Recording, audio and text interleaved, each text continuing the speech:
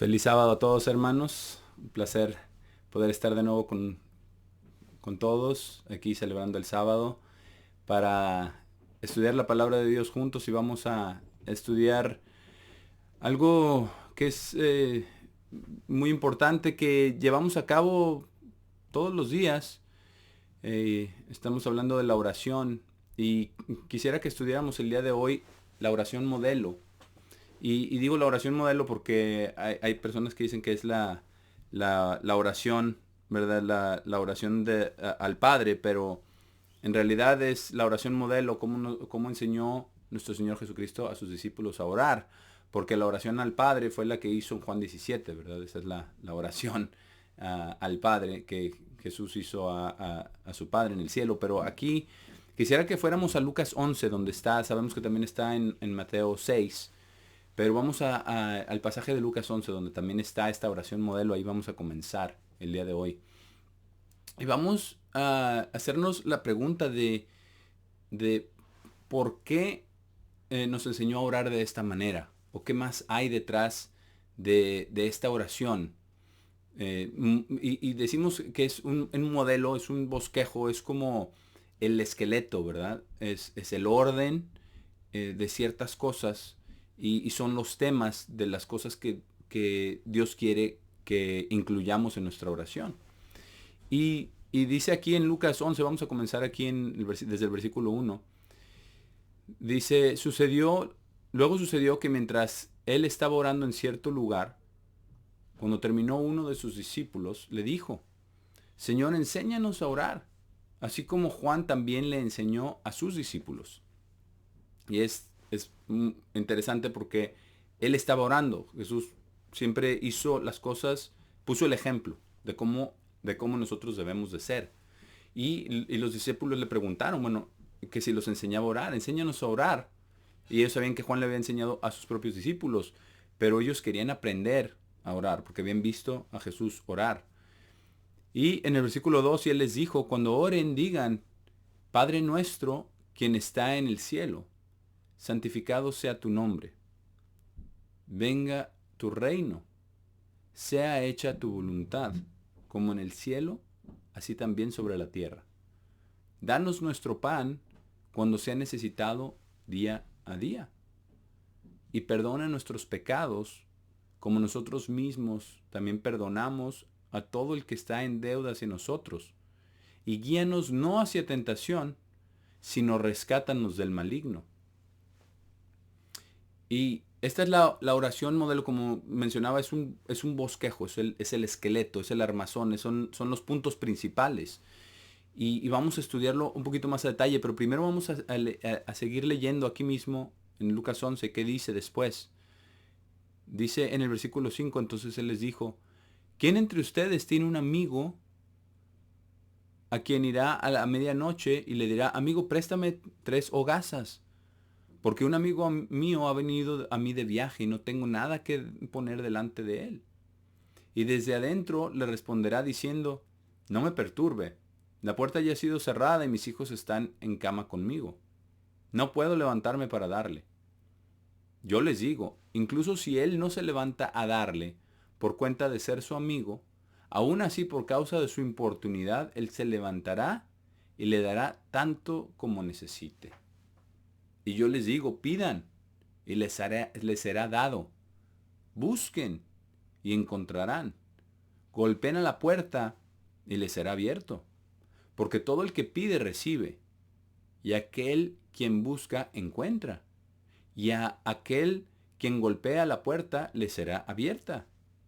Y da primero este ejemplo y dice: si no es por otra cosa, por su insistencia, se les va a responder a su oración. Pero insistan, sigan tocando.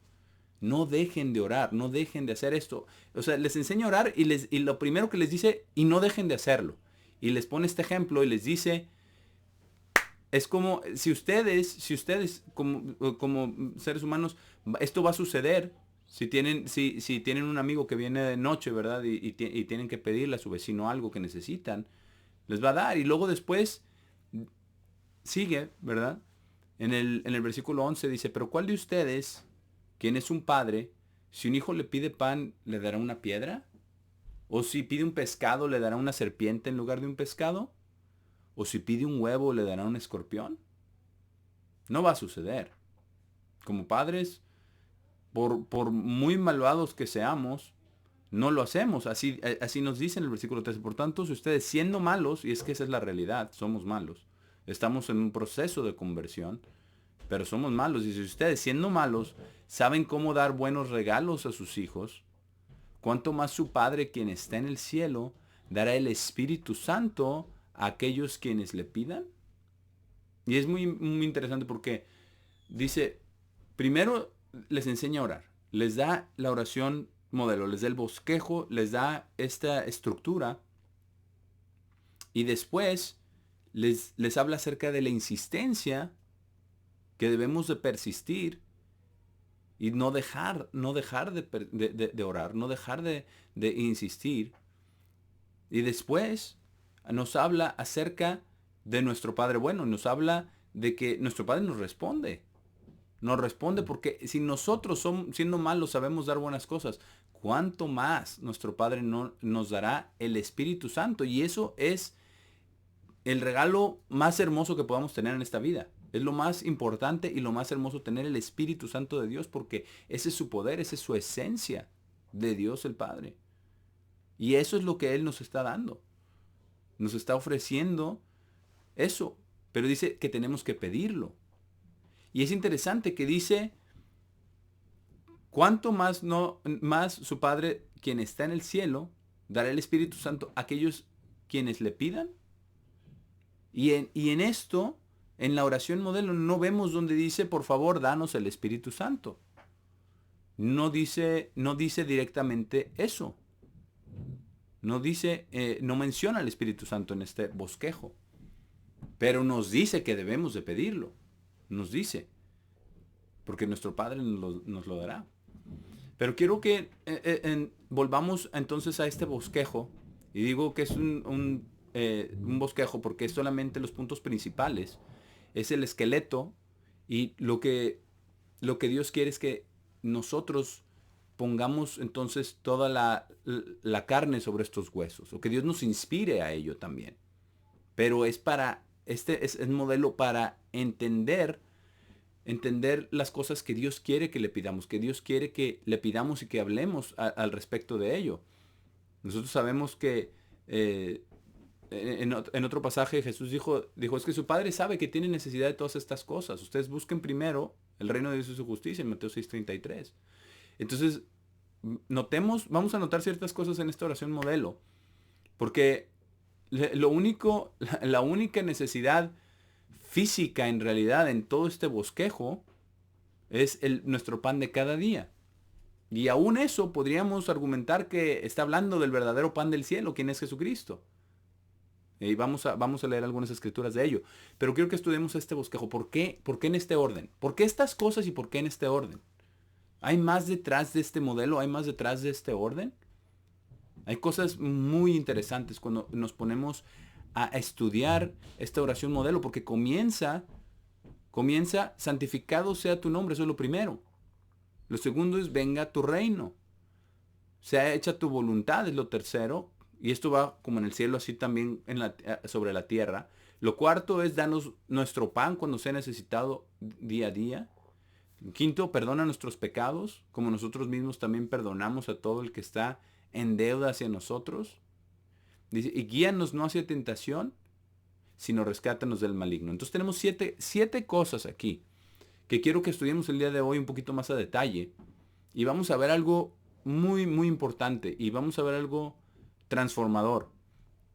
Porque si leemos estas cosas, podemos ver, y vamos un poquito más adelante a ver eso, vamos a ver eso, que están en orden de importancia. Por lo menos así parece ser. Y también lo otro es que vamos a ver que si las leemos al reverso, vamos a ver el plan de salvación, los pasos del plan de salvación de Dios. Porque cuando comenzamos con lo último que pedimos, es rescátanos del maligno. Ese es el primer paso en el proceso del plan de conversión, el plan de salvación de Dios. Lo primero es que nos rescata del maligno. Vamos a ir estudiando cada uno de estos puntos. Lo primero es rescátanos del maligno, porque así lo dice. Rescátanos del maligno. Pero vamos a Colosenses 1 para ver qué más dice la palabra de Dios acerca de este rescate, de este primer paso. Colosenses 1, versículo 12. Porque en esta oración modelo vamos a ver dos cosas. Vamos a ver la intención de Dios, la prioritización que Dios le da a estas cosas y lo que quiere que le pidamos y en qué orden, y es orden de importancia. Pero como ya mencionaba, al revés, vamos a irnos al revés, porque esto vamos a ir paso a paso, cómo muestra el plan de salvación de Dios. Y vamos a ver cosas bien, bien importantes. Colosenses 1, versículo 12. Aquí dice el apóstol Pablo. De hecho, vamos a comenzar desde antes, desde el versículo 9. Dice, por esta causa nosotros también, desde el día que oímos de eso, no cesamos de orar por ustedes y pedir que puedan ser llenos con el conocimiento de su voluntad en toda sabiduría y entendimiento espiritual. Y ya vamos a llegar a aquello, ¿verdad? El entendimiento de su voluntad, porque es uno de los puntos. Hágase tu voluntad en la tierra así como en el cielo. Pero aquí dice que ese es lo que está pidiendo Pablo para que podamos ser llenos del conocimiento de su voluntad en toda sabiduría y entendimiento espiritual. Que puedan caminar dignamente del Señor hacia todo lo agradable, siendo fructíferos en toda buena obra y creciendo en el conocimiento de Dios, porque así es como lo conocemos, a través de la oración y a través del estudio. Y dice, siendo fortalecidos con todo poder, de acuerdo al poder de su gloria. ¿Y qué es lo que leímos? El Espíritu Santo. El Padre lo dará a aquellos que se lo pidan. El poder de su gloria. Y es el Espíritu Santo. Dice, hacia toda resistencia y paciencia con gozo. Es que todo se une al final de cuentas. Versículo 12. Dando gracias al Padre, quien nos ha hecho calificados para la participación de la herencia de los santos en la luz. Entonces aquí también encierra todo el plan de salvación y las cosas claves, ¿verdad? De todo lo que tenemos que, sabiduría, conocimiento, el poder de Dios, todo esto. Pero ¿qué dice en el versículo 13? Quien nos ha rescatado personalmente del poder de la oscuridad y nos ha transferido al reino del Hijo de su amor. Eso es lo que ha hecho. Hemos sido ya rescatados del maligno. No para siempre, pero ya hemos sido rescatados de esas garras. Y digo no para siempre porque podemos volver. La Biblia también habla de ese peligro de volver al mundo, de volver a las cosas que hacíamos antes. Entonces, pero ya nos ha rescatado. Inicialmente nos saca. Inicialmente nos rescata de las garras del maligno, del engaño, de la mentira, de la falsedad. Dice, nos ha rescatado del poder de la oscuridad. Y dice, en quien tenemos redención, está hablando del Hijo de su amor, en quien tenemos redención a través de su propia sangre, incluso la remisión de pecados. Quien es la imagen del Dios invisible, el primogénito de toda creación. Está hablando del primogénito de toda creación porque es el primer engendrado de Dios y el primer hijo nacido en el reino de Dios. Por eso, no porque Jesús haya sido creado. Pero dice que es la redención a través de su propia sangre e incluso la remisión de pecados. ¿Y dónde empieza el proceso de conversión? En la Pascua. Y ese es ahí comienza este proceso. Primero tenemos que ser sacados, rescatados, ¿verdad? Rescatados del maligno. Antes incluso de la Pascua, antes de todo eso, antes de arrepentirnos, antes de bautizarnos, antes de todo eso, somos rescatados del maligno cuando Dios empieza a abrir nuestros ojos para ver las cosas que nunca habíamos visto antes, porque nosotros por nosotros mismos jamás hubiéramos podido hacer. Pero Dios nos rescató de ese poder de la oscuridad. Vamos a Efesios 2. Efesios 2. Y versículo 4. Porque estamos hablando de este último aspecto en esta oración modelo. Rescátanos del maligno, que a veces, ya después de todo lo que dijimos, a veces ya como que hay nada más de pasada, ¿no? Pero este rescatarnos del maligno tiene que ser constante. Por eso es la oración modelo. Por eso es de que todos los días pidamos esto. Efesios 2, versículo 4. Dice, pero Dios, quien es rico en misericordia, por causa de su gran amor con el cual nos amó, aun cuando estábamos muertos en nuestras ofensas, nos ha dado vida junto con Cristo. Y dice, porque han sido salvos por gracia. Esta gracia es este favor, inmerecido, favor, amor, compasión que Dios nos ha tenido para sacarnos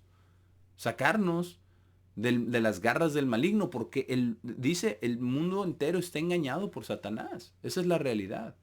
Y nosotros también estábamos engañados por Satanás. Y todavía en algunas cosas, todavía Dios nos sigue limpiando y nos sigue sacando. Por eso tenemos que pedirlo todos los días. Por eso lo incluyó en la oración modelo. Vamos a bajar el versículo 8. Dice, porque por gracia han sido salvos a través de fe. Y esta no es de ustedes mismos, es el regalo de Dios. Es un regalo. El hecho de que nosotros podamos entender las cosas que entendemos el día de hoy no es por absolutamente nada que ninguno de nosotros haya hecho. Nada. Dice, es el regalo de Dios, unilateral, por decisión de Dios. Dice, no de obras, para que nadie se jacte. La realidad es que las obras es un requisito y es algo que Dios desea, porque así es como va a convertirnos a través de sus mandamientos, a través del guardar sus mandamientos. Pero esas obras no nos salvan. Las obras no pueden salvar, no hay una ley que salve. El único Salvador es Jesús. Y Dios el Padre lo ha dado a su único Hijo para nuestra salvación a través de esa misma gracia. Pero tenemos nosotros que ser rescatados del maligno y tenemos que orar todos los días que seamos rescatados del maligno. Pero vamos a ver, por ahí empieza. Y así empezamos, cuando empezamos a entender las cosas de la palabra de Dios, empezamos a ver las cosas de manera diferente. Empezamos a cuestionar ciertas cosas, pero empezamos a buscar la verdad. Y sabemos que la única fuente de verdad es la palabra de Dios. Todo lo demás está contaminado porque está hecho por el hombre, pero la palabra de Dios fue inspirada por Dios. Entonces, volviendo a Lucas 11, a la oración modelo, lo segundo, en orden invertido, ¿verdad? Es guíanos no hacia tentación. Dice, guíanos no hacia tentación, sino rescátanos del maligno. Pero este de guíanos no hacia tentación es el siguiente paso, porque primero nos rescata, pero después nos empieza a guiar. Y no nos guía hacia tentación, nos guía a su verdad. Vamos a Proverbios 6 y versículo 20. Proverbios 6, versículo 20, donde nos dice, Hijo mío, guarda los mandamientos de tu padre y no abandones la instrucción de tu madre. Átalos continuamente sobre tu corazón, átalos alrededor de tu cuello. Cuando vayas, te guiarán y no hacia tentación. Nos van a guiar a la rectitud, nos van a guiar a la rectitud, a la justicia de Dios. Porque esos mandamientos reflejan el carácter de Dios. Dice, cuando vayas te guiarán, cuando duermas te guardarán, cuando despiertes hablarán contigo. Por eso dice el Salmo 1, dice, bendito el que está meditando en la ley de Dios día y noche. Eso es lo que Dios quiere que hagamos todo el día. Que estemos meditando y deleitándonos en Dios. Que estemos en constante comunicación y comunión con Dios el Padre y con Jesucristo. Porque es a través de Él que podemos venir al Padre. Y dice, porque el mandamiento es una lámpara y la ley es luz. Y reprensiones de instrucción son el camino de vida. Entonces lo que estamos diciendo cuando llegamos a esta parte de la oración, guíanos no hacia tentaciones, guíanos en tu camino. Podemos ver muchas veces en los salmos, ¿verdad? Que el rey David le pidió esto a Dios. Guíame en tu camino, muéstrame tus sendas, enséñame. Y esto es algo muy bonito porque Dios lo planeó desde el principio. Esta oración modelo está planeada porque son los aspectos que muestran el plan de conversión, pero que necesitamos día a día. Son ambas cosas. Porque sabemos que el plan no es solamente una vez. Tenemos que seguir siendo rescatados del maligno. Tenemos que seguir siendo guiados, no hacia tentación, sino a la verdad. La tentación es esa incitación, esa tentación a pecar. Ese impulso, ese deseo a hacer maldad. Pero tenemos que orar todos los días que Dios nos guíe no hacia tentación. Y dice dice que estas reprensiones de instrucción son el camino de vida. Vamos ahora a Juan 16. Vamos al Evangelio de Juan, capítulo 16 y versículo 12.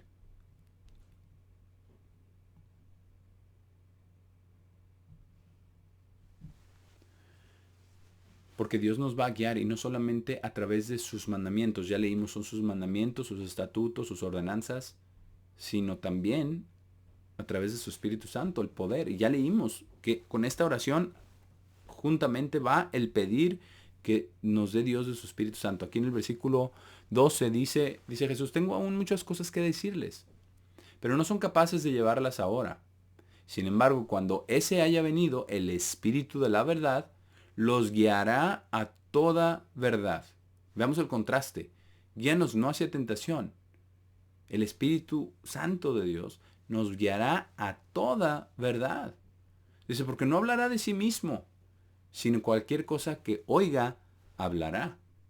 Y les revelará las cosas por venir. Y exactamente eso hizo nuestro Señor Jesucristo. Exactamente eso hizo. Él oía del Padre y hablaba las palabras del Padre.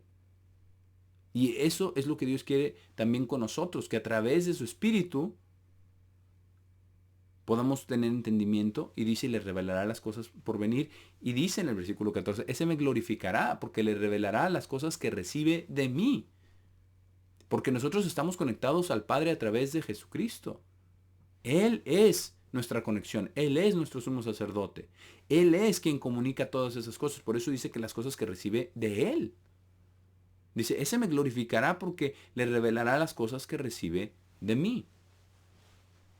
Y eso, y entonces expresa en el versículo 15, todo lo que el Padre, todo lo que tiene el Padre es mío. Por eso, por esta razón, les explica, por esta razón, que ese recibirá de mí y le revelará estas cosas. Dice, es que todo lo que es del Padre es de Jesucristo también. Y viceversa, porque ellos son uno. Son uno en amor, en perfección, en entendimiento, en propósito, en bondad. Pero él dice, precisamente, pero él mismo también dijo que él es la puerta. Y que tenemos que entrar por la puerta.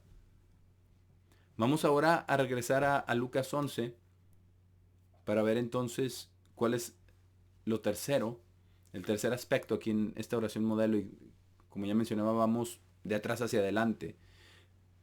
Ya vimos, rescátanos del maligno, que tiene que sacarnos del mundo. Guíanos no hacia tentación, sino hacia toda verdad. Y ya vimos cómo. Y cuando ya nos trae a toda la verdad y nos empieza a mostrar sus mandamientos, su camino de vida y todo, entonces dice, perdona nuestros pecados. Eso es lo que, eso es lo que él dice, ¿verdad? Eso es lo tercero. Aquí en Lucas 11. Dice, perdona nuestros pecados como nosotros mismos también perdonamos a todo el que esté en deuda hacia nosotros. Entonces es toda una frase, es lo más largo quizás aquí.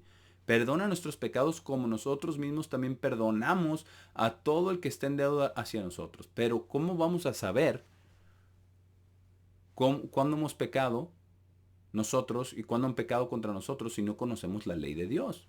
Si no hemos sido guiados a toda verdad. Por eso es parte del proceso, ser rescatados del maligno, ser guiados hacia toda verdad.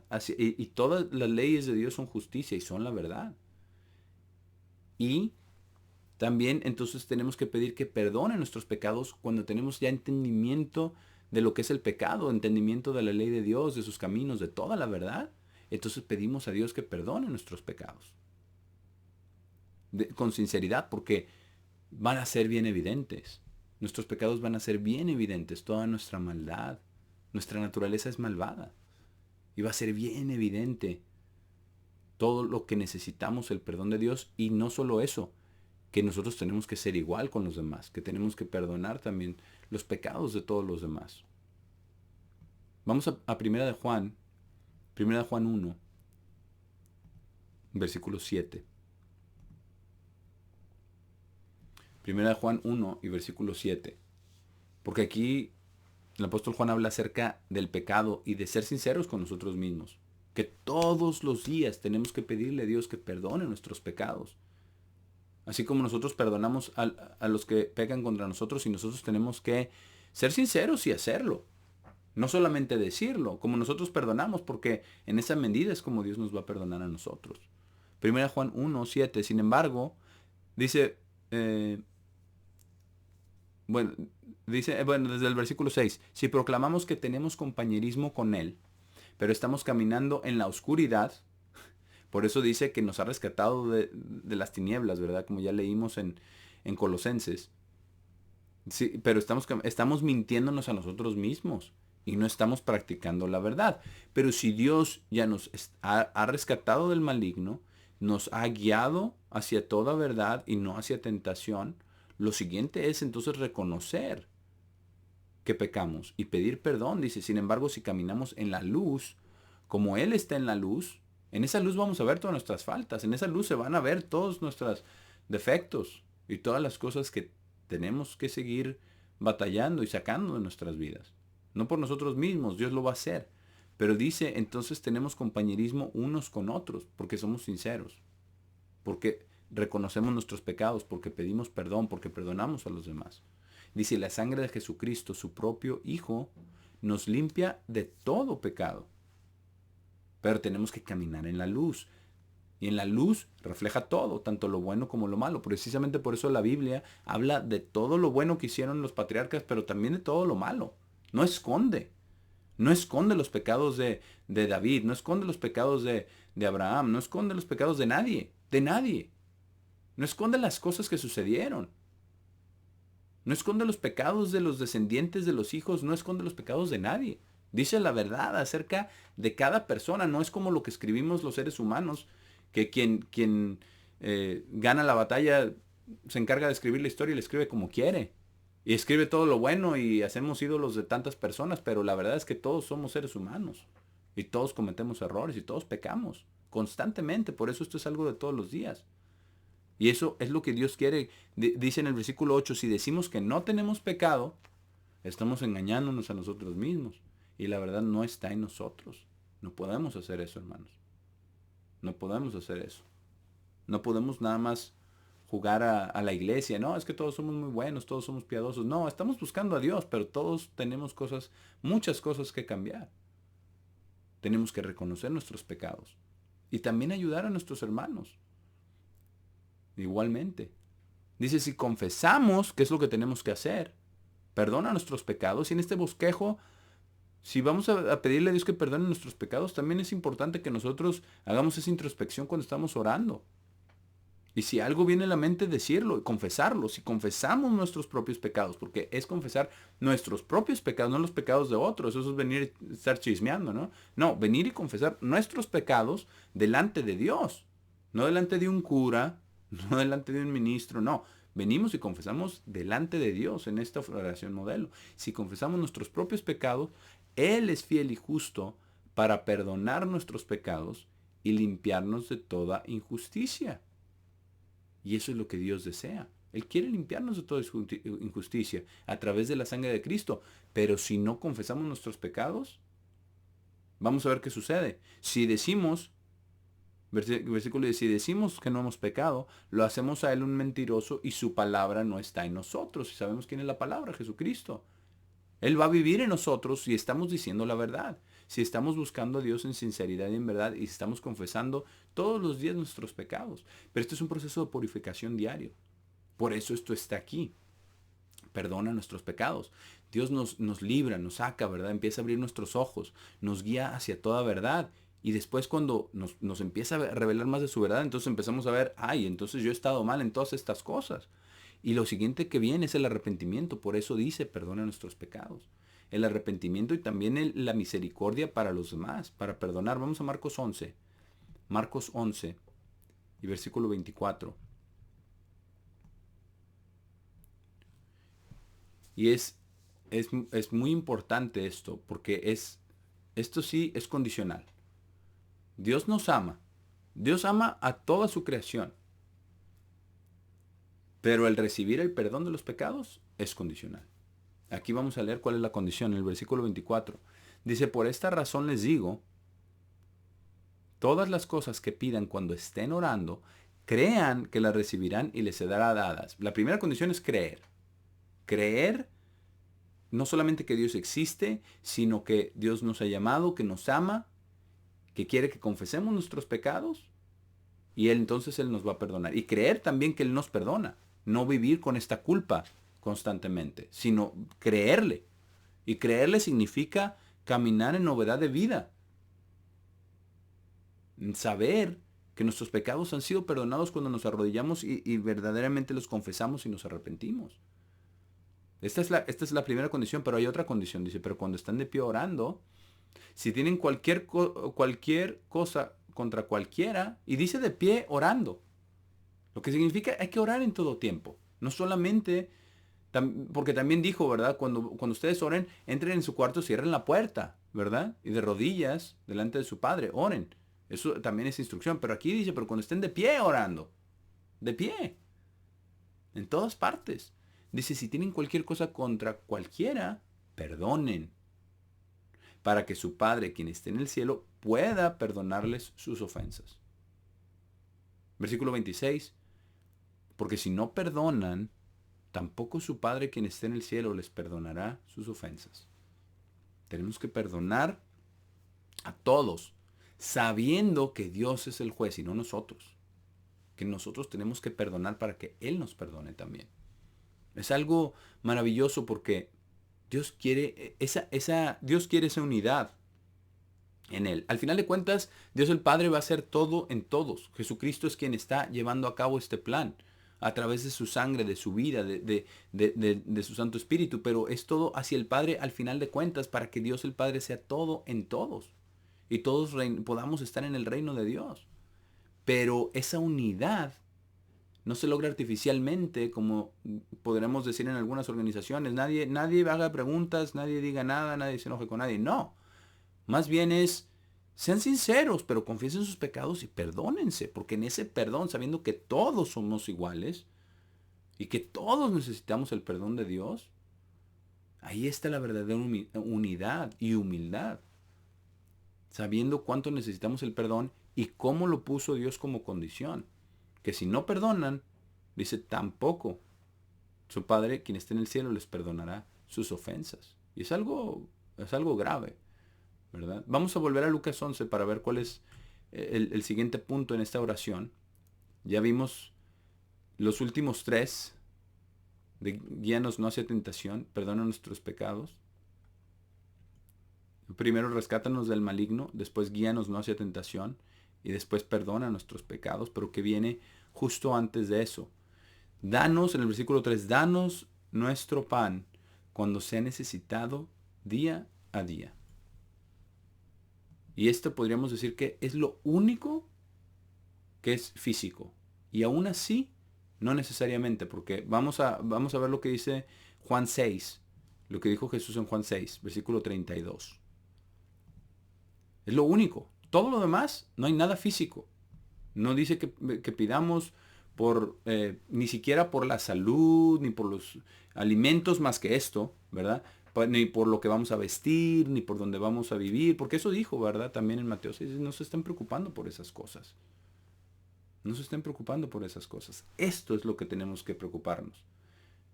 En ser rescatados del maligno, en no ser guiados hacia tentación, en que nuestros pecados sean perdonados y perdonemos a los demás y que nos dé nuestro pan cuando sea necesitado día a día. Es lo único que podríamos argumentar que es físico, pero vamos a ver lo que dice Jesús aquí en Juan 6:32.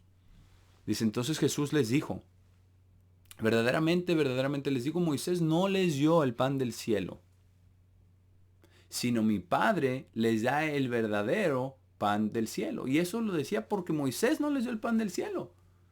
Moisés pidió a Dios y Dios se los dio. Y quien era Dios, quien habló con Moisés, es el mismo que estaba hablando con ellos. El mismo.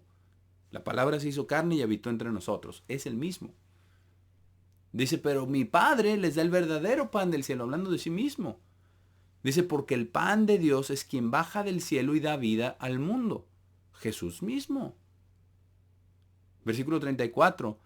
Dice, por tanto, ellos le dijeron, Señor, danos ese pan siempre.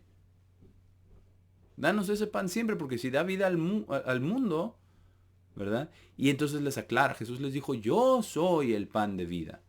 Yo soy. Aquel que viene a mí nunca tendrá hambre, y aquel que cree en mí nunca tendrá sed en ningún momento. Y es algo maravilloso que entendamos esto.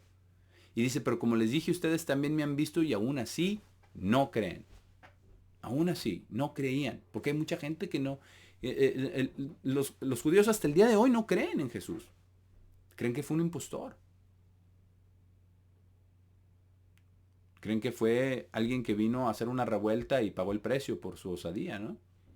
¿Por qué? Porque no libró al pueblo de Israel, al pueblo judío de la mano de los romanos. Pero estaba diciendo Jesús mismo, yo soy el pan del cielo. Y dice, danos nuestro pan cuando sea necesitado día a día. Y es necesitado día a día. Por eso Él dice que Él es el pan del cielo. Entonces vemos esta progresión de ser rescatados del maligno. Y todo esto es diario, ¿verdad? Esto es cíclico también, es diario. Tenemos que ser rescatados del maligno. Tenemos que ser guiados hacia toda verdad. Dios entonces perdona nuestros pecados y nosotros también estamos perdonando los pecados de nuestro prójimo. Y le pedimos entonces que nos dé ese pan. Es como cuando vemos acerca del perdonar nuestros pecados en la Pascua, vemos eso, ¿verdad? Vemos que el perdón de los pecados y qué sigue después de eso. Danos nuestro pan cuando sea necesitado día a día. Y después viene la fiesta de panes sin levadura. Ese pan sin levadura. Y ese pan es Jesús. Ese pan día con día. Que Él mora en nosotros, como dice en Juan 15, y nosotros en Él. Y eso es importantísimo. Eso es importantísimo. Y Él dice que Él es el verdadero pan del cielo. Entonces tenemos que pedir eso. Pero este proceso va en aumento. Porque cuando ya Dios nos rescata del maligno, nos guía hacia la verdad, perdona nuestros pecados, entonces hay que crecer. El pan es para crecer, el pan es para nutrirnos, el pan es para tener vigor, para tener fuerza, para tener todo lo que necesitamos, porque Dios es todo lo que necesitamos. Y eso es lo que Dios quiere para nosotros. Y aquí sigue en aumento todo, ¿verdad? O sea, va creciendo, primero de ser librados cuando somos totalmente incapaces de nada. Y en realidad somos incapaces de nada, de todo lo demás también, porque Dios nos da como el querer, tanto el querer como el hacer. Pero aquí en Lucas 11, volviendo a Lucas 11, para ver qué es lo que sigue, después del pan, dice, danos nuestro pan cuando sea necesitado día a día. Lo que sigue antes de esto, dice, sea hecha tu voluntad, como en el cielo, así también sobre la tierra. Que se haga la voluntad de Dios. Eso es lo que sigue y eso es lo que le pedimos. Y volviendo aquí mismo a Juan 6, donde estábamos, Juan 6, leímos hasta el versículo 36. Pero ahora vamos a leer el versículo 37. Dice, todos quienes el Padre me da, vendrán a mí. Y aquel que viene a mí, yo en ninguna manera echaré afuera. Versículo 38, porque no descendí del cielo para hacer mi propia voluntad, sino la voluntad de quien me envió. Y es exactamente el ejemplo que vino a ponernos a nosotros, que nosotros tampoco estamos aquí para hacer nuestra voluntad. Tenemos que hacer la voluntad de Dios. Ahora, la voluntad de Dios no es algo misterioso, no es algo imposible de entender. Dios quiere darnos a conocer su voluntad. Pero si estamos listos para ello, si estamos dispuestos a ello. Porque dijo Jesús que eso es lo que Él vino a hacer. Dice, no descendí del cielo. Está declarando que Él vino del cielo.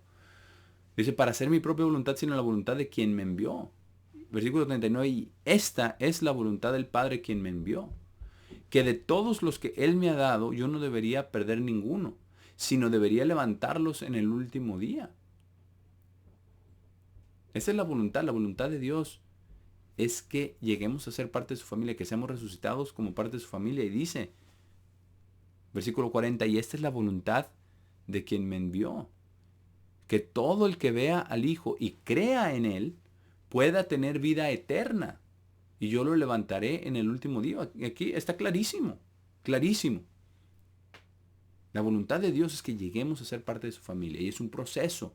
Y toma todos estos pasos de los que hemos estado hablando. Ser librados. Y no ser guiados hacia tentación. Y ser perdonados de nuestros pecados. Y tener el pan nuestro de cada día para poder entonces, siendo ya nutridos y habiendo desechado las cosas del mundo y siendo guiados hacia toda la verdad, entonces podemos de verdad hacer la voluntad de Dios.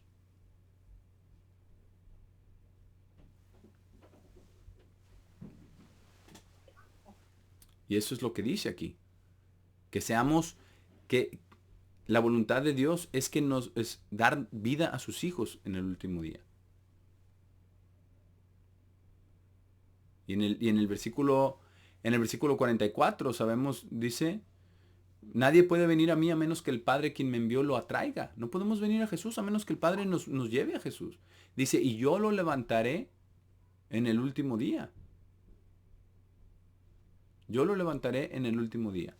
Y está escrito en los profetas, y todos ellos serán enseñados por Dios. Por tanto, todo el que ha oído del Padre y ha aprendido viene a mí. Viene a Jesús y lo vuelve a decir otra vez. Dice, nadie ha visto al Padre. O sea que Moisés tampoco lo vio. Vio al Hijo. No era el Hijo todavía, era Dios. Igual con Dios. Dice, nadie ha visto al Padre excepto quien es de Dios. Él ha visto al Padre. Verdaderamente, verdaderamente les digo, aquel que cree en mí tiene vida eterna. Yo soy el pan de vida. Les está explicando todo esto. Pero para conocer su voluntad, Dios la hará conocida a nosotros. Esto es lo que dijo Jesús. Vamos a Juan 5, un capítulo más atrás. Porque este es el ejemplo de él. Este es el ejemplo de él. En Juan 5, versículo 19, y esto es lo que tenemos que buscar, hacer la voluntad de Dios. Porque este es el ejemplo de Cristo. En el versículo 19 de Juan 5, por tanto Jesús respondió y les dijo, verdaderamente, verdaderamente les digo, el Hijo no tiene poder para hacer nada por sí mismo, sino únicamente lo que ve hacer al Padre. Porque cualquier cosa que Él haga, estas cosas hace también el Hijo en la misma manera. Entonces eso es lo que tenemos nosotros también que hacer. Y dice, porque el Padre ama al Hijo y le muestra todo lo que Él mismo está haciendo. Y le mostrará cosas más grandes que estas para que ustedes puedan ser llenos de asombro.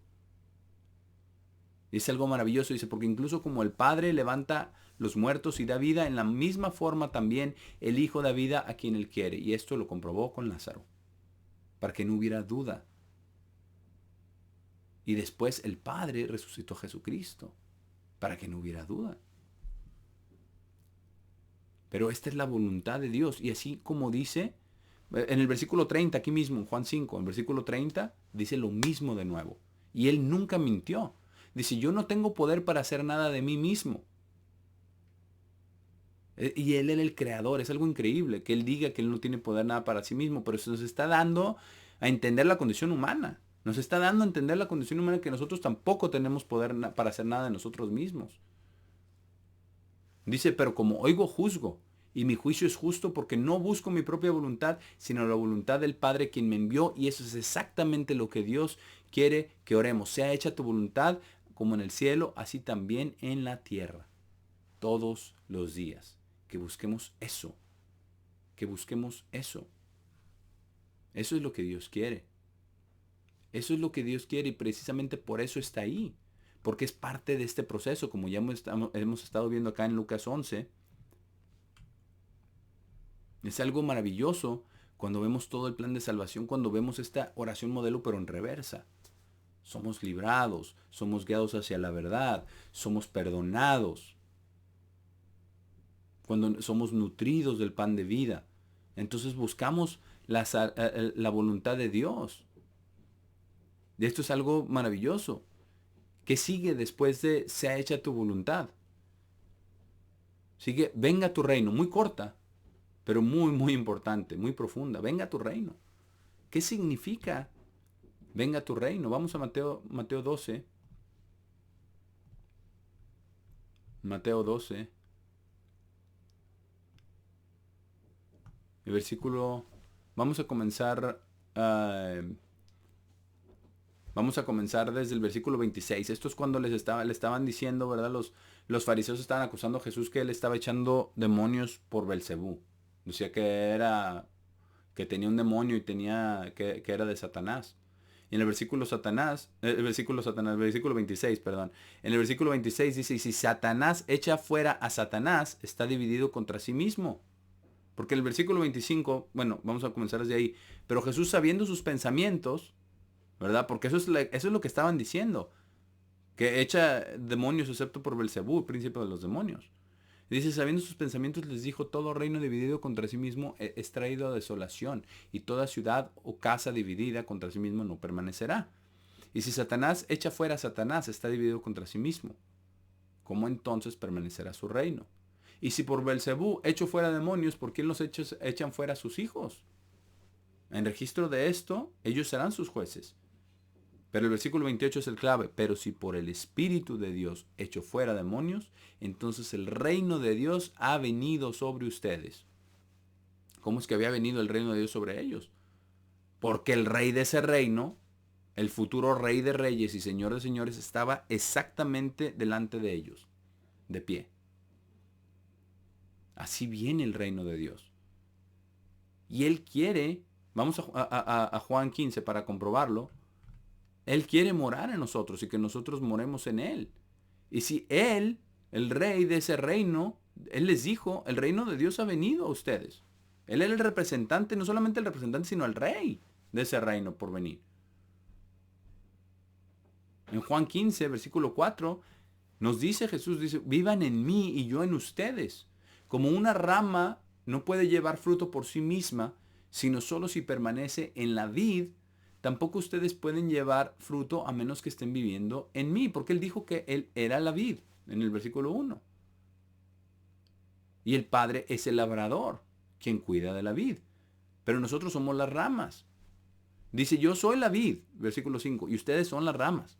Aquel que está viviendo en mí y yo en Él, lleva mucho fruto. ¿Por qué? Porque así estamos recibiendo el Espíritu de Dios, estamos siendo guiados a toda verdad, estamos siendo librados del maligno, estamos siendo perdonados todos los días a través de su sangre, estamos siendo alimentados con el pan del cielo, que Él es el mismo, y estamos haciendo la voluntad de Dios.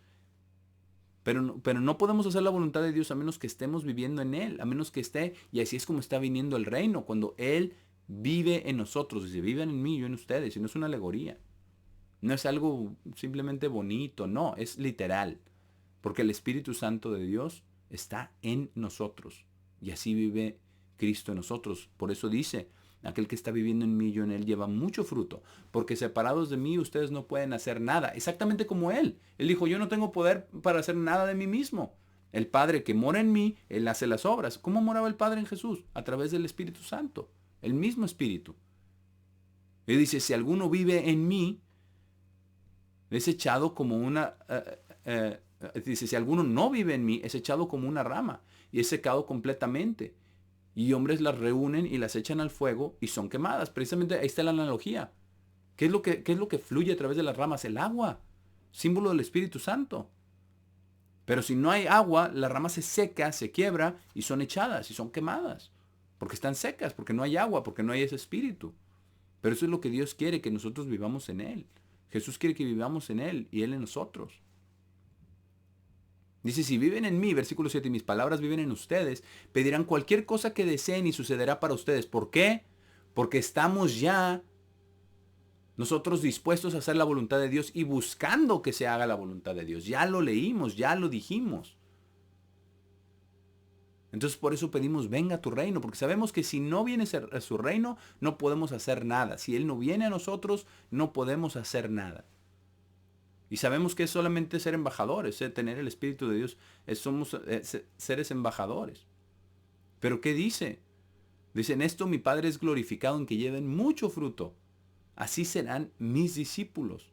Y es algo que viene del Padre a Jesucristo y de Jesucristo a nosotros. Dice, como el Padre me ha amado, yo también los he amado. Vivan en mi amor. ¿Y cómo vivimos en su amor? Versículo 10, si guardan mis mandamientos, vivirán en mi amor. así como yo he guardado los mandamientos de mi Padre y vivo en su amor. Dice exactamente lo mismo. Lo que yo vine a hacer es exactamente lo que yo quiero que ustedes hagan. Y exactamente como el Padre vivía en mí completamente a través del Espíritu Santo, así quiero yo morar en ustedes a través del Espíritu Santo. Vamos a 1 Corintios 1. Es algo maravilloso esto de venga a tu reino, porque encierra muchas cosas. 1 Corintios 1,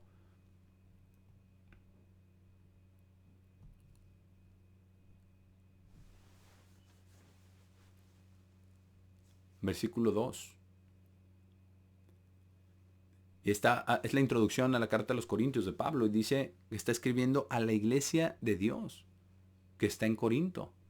Los santos llamados, quienes han sido santificados en Cristo Jesús, junto con todos aquellos en todo lugar, quienes estén invocando el nombre de Jesucristo nuestro Señor, de ellos y nuestro.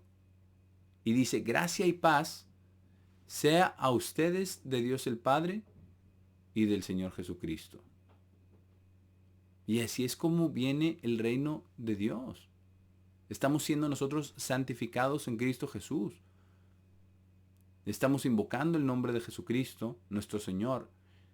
Y Él quiere que tengamos esta gracia y paz de Dios nuestro Padre y del Señor Jesucristo. Y esto es lo que Dios quiere. Esto es lo que nosotros tenemos que buscar, que venga su reino. Vamos al Salmo 149. Salmo 149. Antes de llegar ya al último aspecto, al último punto de esta oración. En el Salmo 149 vamos a leer el Salmo completo. Porque aquí habla acerca de cómo va a venir este reino, de aspecto de este llegar el reino de Dios. Dice que nosotros tenemos que orar todos los días, venga tu reino, pero esto es lo que significa. Salmo 149, versículo 1. Oh, alaben al Señor, canten al Señor una nueva canción, y su alabanza y su alabanza en la congregación de los santos. Regocíjese Israel en su Hacedor. Estén gozosos los hijos de Sión en su Rey. Alaben su nombre en el baile. Canten alabanzas a Él con el tambor y la lira. Porque el Señor se complace en su pueblo. Él corona al manso con salvación. Y la mansedumbre es ser guiados por Dios. Y ya lo vimos. Guíanos no hacia tentación. A donde Dios nos guíe, nos va a guiar a toda la verdad. Lo dijo Jesús a través del Espíritu Santo. Entonces Él se complace en su pueblo. Y corona al manso con salvación. Alégrense los santos en gloria. Canten en voz alta sobre sus camas. Eso es lo que Dios quiere, literalmente. Hagámoslo. Las alabanzas altas de Dios estén en sus bocas. Y una espada de 2 filos en sus manos. ¿Qué es? La palabra de Dios, sabemos, en Hebreos 12 dice.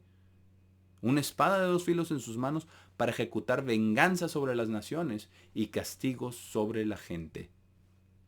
Esto nos corresponde hacer a nosotros, hermanos, al regreso de Jesucristo. Dice, para atar a sus reyes con cadenas y a sus nobles con bandas de hierro. Exactamente lo que Dios tiene planeado para todos estos élites del mundo. Para ejecutarlos a ellos con cadenas y a esos nobles con bandas de hierro. Con cadenas de hierro, dice en otra versión. Para llevar a cabo sobre ellos el juicio escrito. El juicio decretado, como dice en Apocalipsis, ¿verdad? Es hora de destruir a quienes destruyen la tierra, y están destruyendo la tierra. Están destruyendo todos los sistemas. Están destruyendo la misma tierra con sus experimentos. Pero dice, para llevar a cabo sobre ellos el juicio escrito, este honor tienen todos sus santos. Oh, alaben al Señor. Y vamos entonces a Lucas 11 para ver lo primero que debemos orar en la oración modelo, el primer tema que debemos tratar antes de venga tu reino. Santificado sea tu nombre. Vamos a Apocalipsis 4, porque esto es el último paso, es la culminación de este plan. Si lo vemos del final de la oración al principio, esta es la culminación. Santificar el nombre de Dios, alabarlo para siempre. Es la culminación cuando ya se han llevado a cabo todos los otros pasos de ser rescatados del maligno, de ser guiados hacia toda la verdad, de que nuestros pecados han sido perdonados, de que hemos tenido el pan de vida y hemos sido nutridos y creciendo en gracia y en amor y en el conocimiento de su voluntad para hacer su voluntad y después que venga su reino todos los días y que nosotros estemos listos para cuando venga y después santificar su nombre. Apocalipsis 4, el versículo 8, está hablando de las criaturas vivientes y dice, versículo 8, y cada una de las 4 criaturas tenía 6 alas respectivamente y alrededor y dentro de ellas estaban llenos de ojos y día y noche no cesan de decir, Santo, santo, santo, Señor Dios Todopoderoso, quien era, quien es y quien debe venir. Están dando gloria a Dios día y noche. Y cuando las criaturas vivientes dan gloria y honor y agradecimiento a quien se sienta sobre el trono, quien vive en las eras de eternidad, los 24 ancianos caen delante de quien se sienta sobre el trono y adoran a quien vive en las eras de eternidad y echan sus coronas delante del trono, diciendo, digno eres tú, oh Señor, de recibir gloria y honor y poder, porque tú sí creaste todas las cosas y por tu voluntad fueron creadas y existen. Y es algo maravilloso, porque este es el propósito de toda la humanidad y del plan de Dios, es santificar el nombre de Dios. Esto es lo que hacen estas criaturas vivientes y los ancianos. Santo, santo, santo, lo alaban sin cesar. Y eso es lo que Dios quiere. Vamos a Mateo 11. Mateo 11, versículo 25. Y esto es un ejemplo de lo que hizo Jesús. En voz alta. En ese momento, dice en el 25, en ese momento Jesús respondió y dijo, te alabo, oh Padre, Señor del cielo y de la tierra, que has escondido estas cosas de los sabios e inteligentes y las has revelado a bebés. Sí, Padre, porque fue bien placentero a tu vista hacer esto. Pero lo está alabando. Lo está alabando en voz alta por lo que Dios ha hecho, por esconder algo. Que a lo mejor la gente puede decir eso es injusto o eso no es equitativo, pero Dios es justo. Y Dios sabe lo que está haciendo y por qué lo hace. Y nosotros no somos nadie para cuestionar sus caminos y sus designios. Vamos al Salmo 148. A la última escritura, Salmo 148. En el versículo 7. Porque esto es lo más importante. Al final de cuentas, este es el final y el pináculo de todo el plan de Dios, santificar su nombre. Por eso es lo primero en la oración. Dice en el versículo 7 del Salmo 148, que alabanza sea al Señor desde la tierra, ustedes monstruos marinos y todas las profundidades, fuego y granizo, nieve y vapor, vientos tormentosos cumpliendo su palabra, haciendo su voluntad, montañas y todas las colinas, árboles fructíferos y todos los cedros, bestias y todo ganado, cosas rastreras y aves volando, reyes de la tierra y todo pueblo, príncipes y todos los jueces de la tierra, ambos hombres jóvenes y doncellas, jóvenes y viejos y niños, que alaben el nombre del Señor, porque su nombre es exaltado, su gloria está sobre la tierra y los cielos. Él ha alzado también un cuerno para su pueblo, alabanza para todos sus santos, incluso los hijos de Israel, un pueblo cercano a Él. Oh, alaben al Señor. Esto es lo que Dios quiere. Cuando vemos a la oración modelo, volvamos para terminar en Lucas 11, que es lo que hemos estado viendo. Cuando vemos esto, lo vemos de atrás para adelante, vemos el plan de Dios y vemos la culminación, pero también entonces podemos ver por qué está en este orden. Porque es en orden de importancia. Porque lo más importante es lo primero cuando nos dirigimos a nuestro Padre y santificamos su nombre. Eso es lo más importante. En otras versiones dice en uno de los salmos, la mayor sabiduría consiste en honrar al Señor, en alabar al Señor. Y es la verdad. Si hay algo que nunca, nunca va a estar mal es alabar el nombre del Señor. Obviamente tiene que ser hecho en verdad, en justicia. No en mentiras, no en engaño. Pero alabar el nombre del Señor es lo más importante. Santificar su nombre es lo más importante. Después que venga su reino, es lo siguiente más importante. Que sea hecha su voluntad en el cielo o sobre la tierra, es lo que sigue. Y así, ¿verdad? Cuando el pan de cada día es importante. Después perdona nuestros pecados. Después que no nos guíe a tentación y que nos rescate del maligno. Es en orden de lo más importante, ¿verdad? A lo más básico, a lo más principal. Pero todo esto obviamente no es solamente el plan de Dios, como lo hemos visto el día de hoy, como lo hemos estudiado, sino también todos los días. Todos los días necesitamos alabarlo. Necesitamos buscar su voluntad.